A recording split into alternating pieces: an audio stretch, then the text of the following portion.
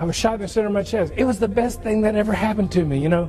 Car comes by kind of slow, and the driver stops and gets out, and I think he's going to ask directions. It happens in this area of town. He walks over and grabs me. That usually doesn't happen. He grabbed me, and somehow I was able to step out of his reach. He pulled out a gun. 2 other men jump out of the car and come around.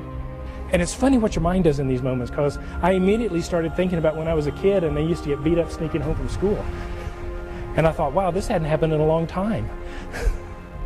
And somehow I just able to get out of his reach, and I thought, okay, what does he want? He wants to rob me, is what I thought. I'm going to go through this little movie. I'm going to say, you know, what do you want? He's going to say, give me your wallet. I'm going to give him the wallet.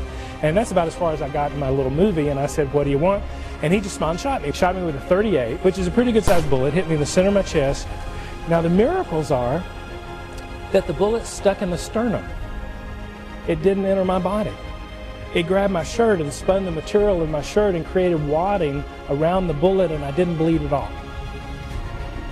It didn't knock me down, and I think it kind of scared the guys, because they turned and ran back to their car, you know, kind of da-da-da, da-da-da-da. Any of you who are old enough to remember the Superman theme song. So there I am standing with these guys running away with a bullet in the center of my chest. Now, I wasn't bleeding at all. It didn't knock me down.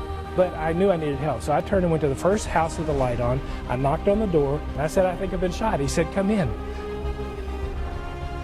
He called the police, he called the ambulance, he called my family. In the middle of these challenges, we're overwhelmed, and we can't see through to something new. You've all heard the phrase, you know, when a door closes, the window opens. And it's hard to do that at the moment the door closed. Thinking positive, seemed okay. When we got into the ambulance, I'm thinking, this is a great story. Getting shot from a professional speaker point of view, absolutely the best thing that's ever happened to me in my life. In the middle of these things, it doesn't feel like that. I think it happens anytime anything is not the way we want it to be. When that happens, that you have a tendency to hold your breath, tense your muscles, maybe have a little self-doubt about how you're going to handle something, and then think negative and get serious. You ever notice that? You're going to learn how to recognize what I just described, what I call the automatic stress reaction, and change it to what I call the stress management response, which is just the opposite. So let's practice real quick. Everybody take a deep breath.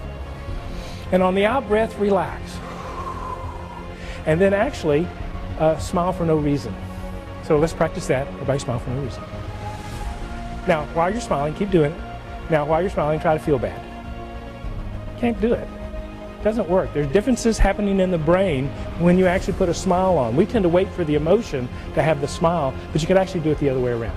So you've already done 2 steps in like 3 seconds. This is just reassuring yourself. Reassuring yourself.